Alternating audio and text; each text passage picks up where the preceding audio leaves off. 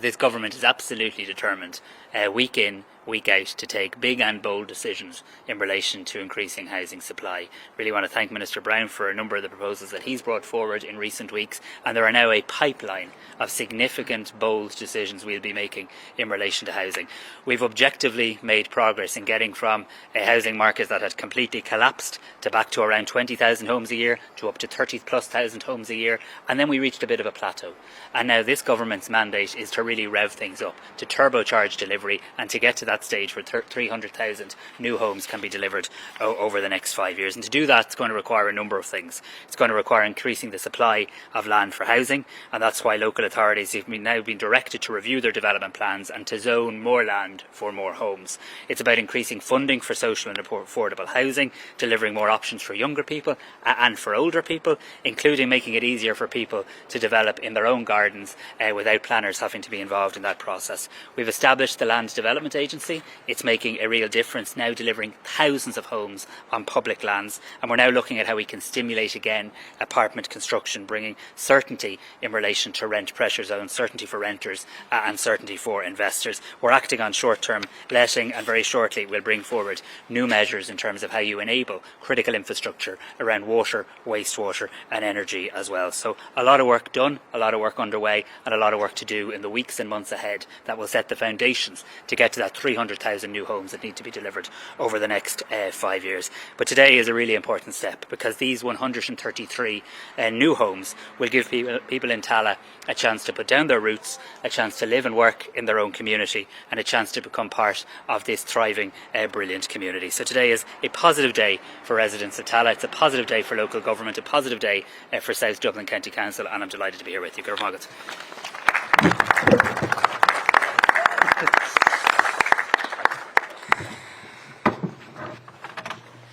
Thanks, Niall, and good morning, everybody. And it's an absolute honour to have an opportunity to say a few words here this morning at the official opening of Innovation Square. 133 new homes for people to be able to live in cost rental.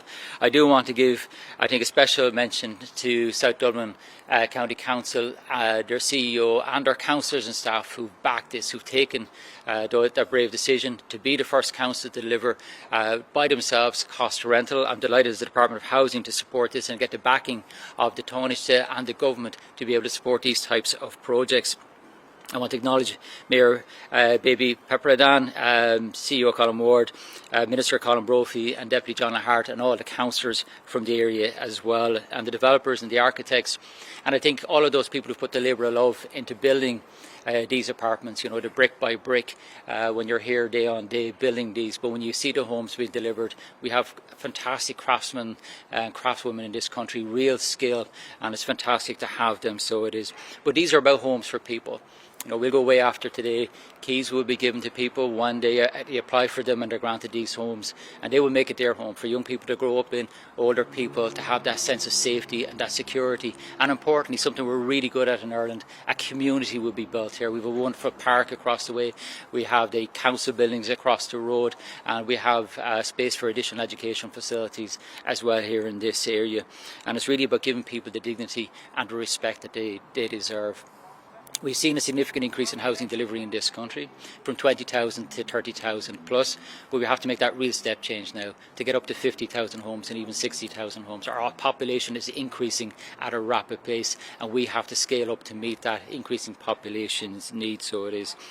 But we can do it. We're making some really bold decisions in the last number of weeks. We're making more over the coming weeks to really invigorate our building industry. The state is delivering over 50% of all homes in this country. We're going to deliver more social homes and more affordable homes, working with our partners. But we need to activate the private sector so we can get those additional homes that we need. And that's why we're making the steps we're taking, while also bringing in radical measures to protect our renters as well. So again, I really believe that we can solve this housing crisis. We are taking the decisions that can do that. But I think today is a really positive day, and I just want to say well done to everybody involved.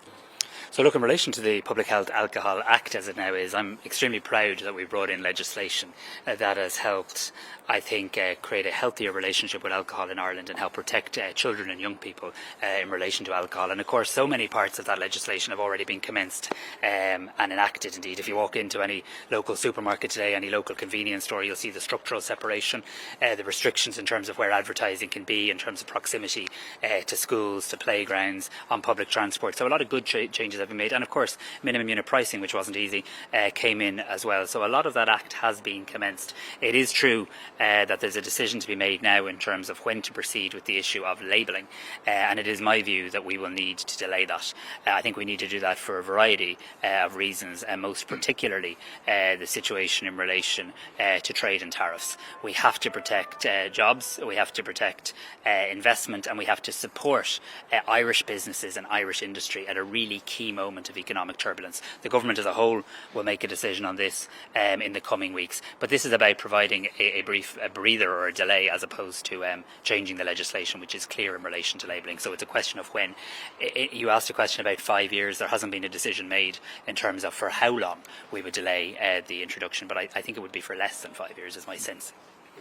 So just in relation to the housing plan, obviously we're not waiting for the housing plan. What we're doing in relation to the housing plan is making the decisions as we speak, week on week, because this is a housing crisis, but I'm treating it as an emergency, and we are making those decisions at a rapid pace, and you've seen a number of those decisions in the last few weeks. I think it's just common sense in terms of we won't be able to finalise and publish the housing plan until the National Development Plan is completed, and Minister Chambers is working very hard with all the various departments. But that is obviously a challenging situation. All of us in our different departments have our ass and to get that finalised. And so rather than publishing a plan and then having to amend it a few weeks later after the National Development Plan, we're simply taking, I suppose, a common sense approach to that. In relation to the Housing Activation Office, we're finalising now and confirming secondments into it from the various utilities. The Secretariat is in place and we're standing it up, and only had a meeting on it yesterday to pursue it. The Housing Activation Office is one part of a really important jigsaw. So the other week we got approval from Cabinet to expand the role of the Land Development Agency. And what we're going to see, for example, maybe things coming together, such as the Planning Development Act, which we started to commence, urban development zones. So you will see cities, councils and county councils identifying areas for urban development zones. The Land Development Agency will now have the power to come in, working with the local authority to master plan that huge area to deliver a huge amount of additional housing units and also economic units and cultural units as well. The Housing Activation Office will come in on the ground to help ensure that that property or that land is serviced and unlocked, while the new planning framework, which will be right to the local authorities in the next couple of weeks, will be instructing all the local authorities to rezone a substantial amount of land. So the puzzle is, if you like, is coming together with all the different pieces, and we'll be addressing issues around viability in the next coming weeks as well. So we're bringing it all together, and if a lot of it is done before the housing plan is published, that doesn't bother me. We need to move quickly, and that's what we're doing. Okay. So when do you think the head is going to be appointed? Well, that's a matter of identifying the head, but this is a team that is going to represent myself on the ground. I'll be making the strategic decisions, the policy decisions. Their role is a team on the ground to unlock those sites. The head is important, but it's not an essential piece of the Housing Activation Office. It's just one piece in that puzzle as well.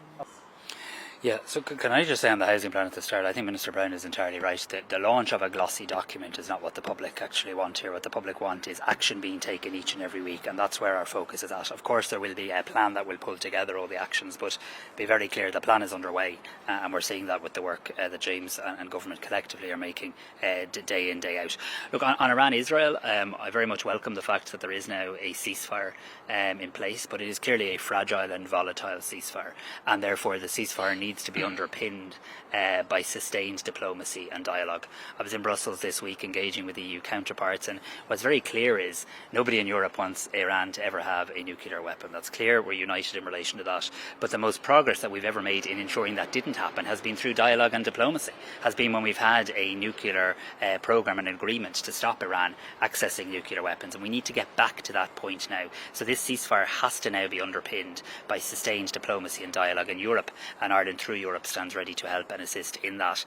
I also welcome another fact that I hope now the world can turn its attention back to the situation in Gaza, because the situation in Gaza remains horrific. It remains genocidal in terms of what's happening to the people of Gaza. We made a number of important decisions at a European level, but every single bit of pressure that can be applied by the European Union to Israel to get it to reverse its course of action here has to happen, and we cannot ignore the cries of the starving children of Gaza. We're taking action here on a domestic level with the publication of our own legislation to ban trade with the occupied Palestinian territory, but it would be much more effective if Europe would take similar action, and we're continuing our diplomatic efforts in relation to that.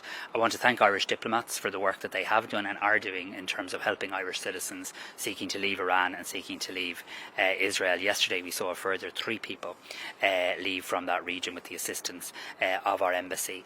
To the very best of my knowledge, we've largely dealt with the number of kind of active evacuation requests, but this is an evolving situation, and we remain willing and ready to help any Irish citizen. And of course, our travel advice remains the same in terms of not travelling to Israel and not travelling to Iran, and exercising extreme caution in the rest of the region. On trade, I'm glad you mentioned this, because with all of the focus understandably on Iran, Israel, we can't forget the fact that it's 13 days today from when the pause on the higher rate of tariffs is due to be lifted. 13 days to do a deal between Europe and the United States to protect jobs, protect investment, and protect our economy here in Ireland, in Europe, and indeed a deal that's good for the United States. So we need to continue to ramp up now that engagement. I'm in constant contact with the EU Trade Commissioner Maroš Šefčovič and EU counterparts. Spoke to also the New Zealand Minister for Trade this morning. We need to find a deal here that works, because the consequences of not having a deal and having a higher rate of tariffs has a real impact on jobs and investment in this country. And it's a two-way relationship. 1.4 trillion euro of a relationship between the EU and the US is a massive relationship that nobody can sniff at, no matter who's in the Oval Office. We need to find a deal that works. I think there's an air of pragmatism beginning to come back into the discussion, and I now intend to convene the government's trade forum early next week to tease through issues with key stakeholders and key government departments. Thanks very much. So again, I just want to welcome SDC's, I think, taking the lead on this among local authorities. I think it's always a challenge. This is the first time in the history of the state that local authorities are delivering cost rental. And always when you're doing something for the first time, you need somebody to kind of make that brave decision to work their way through the system to be able to deliver them. And we've seen these are fantastic departments here now. I expect to see a lot more local authorities delivering cost rental, and we will certainly support them to do that. It feels an important need in our society for those who maybe are above social housing but are not in a position to buy their own homes and to be able to live in their own local communities. So I think that's really important. But we certainly support it, and we have the Land Development Agency, obviously our main national delivery mechanism for those cost rental. Sorry, you had a second question. Just in relation to a piece in Irish Times, figures from D&G just about second-hand homes getting 600,000 over the fact that landlords are selling up to get out before this legislation. Look, in relation to rent pressure zones, they were announced a little over a week ago. I think we need to see a little bit of time before we can make conclusive decisions about what people may or may not be doing in terms of landlords. But landlords have been leaving the system now in substantial numbers for the last few years because of, if you like, the existing situation with rent pressure zones. But we wanted to bring in stronger tenants' rights. That's really important, while also being able to activate supply, because when it comes to the prices of homes, the only way we're going to get prices to stabilise is through the increase of supply. That increase of supply will bring down rents, will increase the supply of homes to stabilise those and help eliminate homelessness as well. So it is all about supply, and that's what we're all aiming at towards now, while protecting our renters and ensuring people can live in their local communities. So Cormac, homelessness is too high in Ireland, and we have to work every day to do better and do more in relation to this, and the key to this is supply of a whole variety of homes, including social homes. And indeed, I know one of the issues that the Minister is working on and that we fully support across government on is making it even easier for local authorities to get through the approval process for new social homes more quickly, looking at how we can improve a standardisation in terms of how we develop social homes so they can be delivered more quickly. Last year we did see the highest number of social homes allocated than any year since the 1970s, so that's part of the record of my party and of Fianna Fáil and Fine Gael in government, actually delivering more social homes last year than any time in my lifetime. We did have a general election, and in the general election political parties put forward their ideas, and I don't think the people of Ireland were convinced of the fair fairy tale narrative being put forward by the Sinn Féin party that every home in Dublin was automatically going to become around €300,000. So people see through that for what it is, and Fianna Fáil and Fine Gael were given a mandate to get on with the job, and that's what we're doing. And we're in the early stages of this new government. That's why we're making big and bold decisions, including decisions that will be unpopular and difficult at times in relation to housing, including decisions that quite rightly people will be able to parse and analyse and critique if they look at each decision individually. But actually, as the Minister's rightly said, it is about putting together the pieces of the jigsaw that will get us to those 300,000 new homes. And you're right, I don't in any way underestimate the scale of the housing crisis. It is a housing emergency. It's a very real and acute emergency for people, particularly families challenged in relation to their housing today. And that's why we need to break down every silo that exists in the state. Housing can't just be an emergency for the Minister for Housing, the Department of Housing, or people in need of housing. It has to be an emergency for every part of the state. It has to be an emergency for the CEO of Uisce Éireann, the CEO of the ESB, every chief executive of every local authority, every county councillor who needs to realise their job isn't to object to houses but build houses. This is where we've got to get to breaking down the silos, because it is a national emergency. I mean, your colleague Simon Covey promised, I think back in 2017, to end the use of emergency accommodation for families by that summer. How is it not failure that almost 10 years later there's 4,775 children in emergency accommodation? Because you're picking one figure and not looking at others, as you're perfectly entitled to do. We're not where we need to be in relation to homelessness, but we did see the highest number of social homes delivered any time since the 1970s last year. We did see record numbers of people buying their first home last year. We have seen housing significantly increase. Let's not recreate our economic history in terms of where housing was at in 2011, where housing was at in 2015. It was on the ground. There were no homes being built. There was nobody in Ireland to build the homes, and there were no banks functioning to fund the homes. And we've had to deal with all of that, plus a very significant increase in the number of people coming to our country, seeking assistance from war, people who are very welcome, people who we've opened our homes and our hearts to, and a migration system that has also interplayed in relation to housing demand. So this is a complex picture, but what people want here is a government making decisions day in, day out, and we've set very clearly the North Star, and the North Star is to get to 300,000 homes over the next 5 years, and I believe that's what success will look like.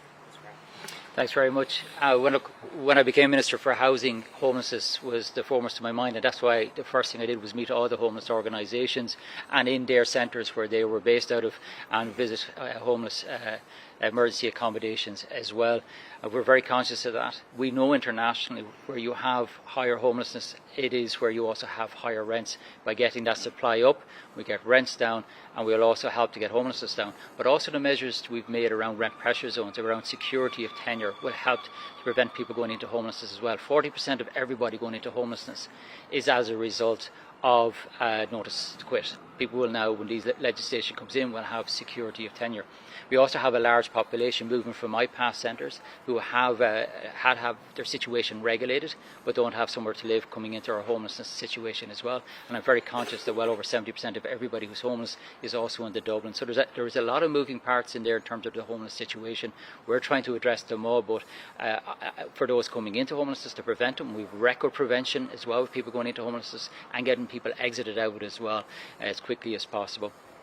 So we're doing all these different measures, but we're very conscious of it, and what we want to see is homelessness ended in this country. Do you expect a new record on Friday for the number of homelessness?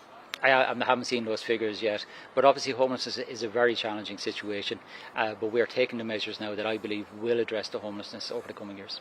So I didn't hear the Ombudsman for Children's comments. I have huge respect for him and the work of his office and his independence, and it's always good to have somebody hold the feet of government to the coals and keep us under pressure, so I respect the work he's done. However, if he said the way you put it there that every government policy in relation to housing has failed children, I would respectfully suggest it's the opposite. Actually bringing in a no-fault eviction ban will help children. Actually bringing in cost rental, where you'll see children being able to live here with security of tenure in the heart of Tallaght, with access to playground facilities here, park facility across the road. It is for our children that we take all these steps. It's for our children that we delivered record numbers of social homes last year, that we're seeing the highest number of people buy their first home last year compared to any year right back to 2007. So I would suggest respectfully that all of the decisions we're made are about making sure that we have enough supply in this country for our children in the here and now, and for our children as they become grown up and want to set up their own families as well, because we had a lost decade in this country, and nobody needs a history lesson in terms of the economic situation we found ourselves in. We've had to build ourselves back up as a country. We now have, and this is the This is both the exciting and the frustrating part of it. We now have the funding, the ability, the wealth as a country to really tackle this issue. What we need now to do every day is be restless about the barriers to the speed of delivery. And we have to say every day, what can we do to get those homes built more quickly for the children? That's what Minister Browne is leading on with our full support. You've already seen a number of decisions be made to try and start that, including changes around planning permissions, exempted developments, plans around short-term lets. You know, how can you have a housing emergency and have so much Airbnb in places where there are people without a roof over their head? So trying to get all of these balances right. And what I can absolutely say to people who are genuinely worried and anxious, there's intergenerational anxiety about housing now. What I can say to them is you're going to see more big, bold actions to try and move the dial literally in the weeks ahead. Just in relation to Phoenix Park, became aware of it this morning. I haven't had an opportunity to investigate that.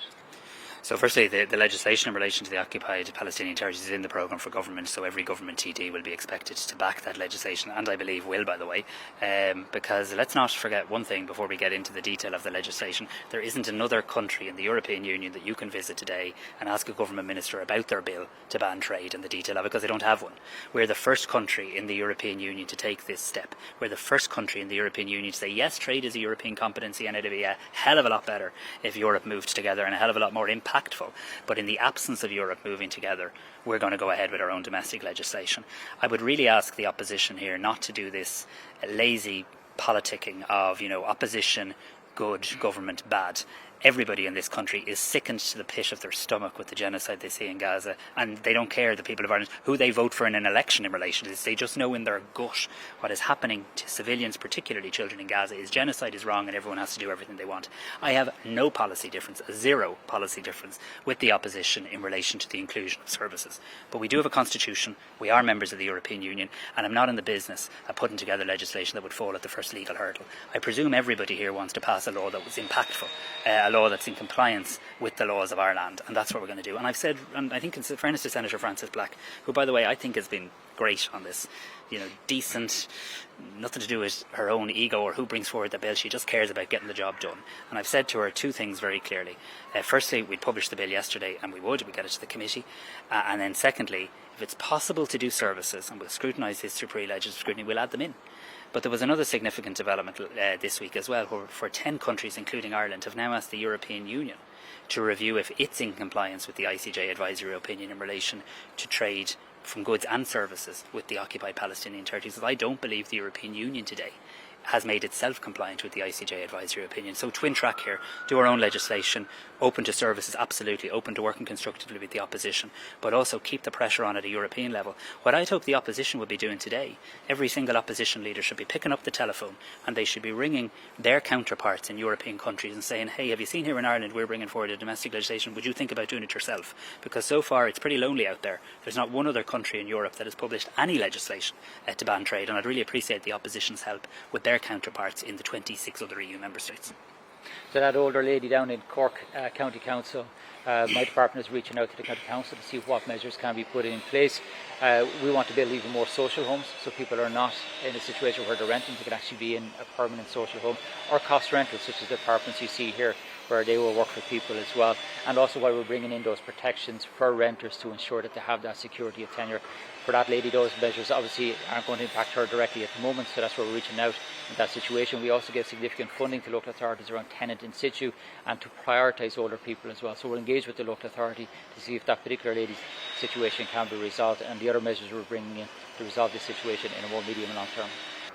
This is the Women's Aid report this morning. Yeah, I read this, and certainly I read the coverage of this, and I will read the full report, and I will engage with Women's Aid in relation to it, because I was struck by the starkness of the finding. I do want to say, in fairness to my colleague, the Minister for Justice, his predecessor, Minister McEntee, and the agency CUON that has been set up, I know there's been a huge focus on training up Gardaí in relation to how they engage and support victims and survivors of domestic, sexual and gender-based violence. However, I must say, even having said that, that figure does seem to be extraordinarily high. I know it will be a cause of concern for the Minister. I believe it will be a cause of concern for the Garda Commissioner too, who I know is genuinely dedicated to making progress on this issue. And it does just show the huge body of work that still needs to be done. Unfortunately, we live in a country where domestic, sexual and gender-based violence is still an epidemic. Proud of the steps that government has taken working with civil society. but the level of cultural change that needs to happen. And when people go to the guards, it takes a lot sometimes for somebody to go to the guards, and they should absolutely expect that they receive significant help, support, guidance, and ultimately justice. So no doubt Jim O'Callaghan will be following that up with the Minister, with the Garda Commissioner. We've seen landlords exiting the market quite considerably over the last number of years. We need to encourage landlords to stay in the market. You will always have a certain amount of churn. The RTV shows more landlords actually registering, and now an element of that will be greater enforcement from the RTB, who are really cracking down on landlords who are not registered. But again, it's all about supply. We need to get more properties into the market, and that's what we're all working towards. It's in relation to quarries. It's always a challenge in any county across the country. There will be significant objections to quarries either being started or extended, and people have that right to make those objections. We live in a democracy.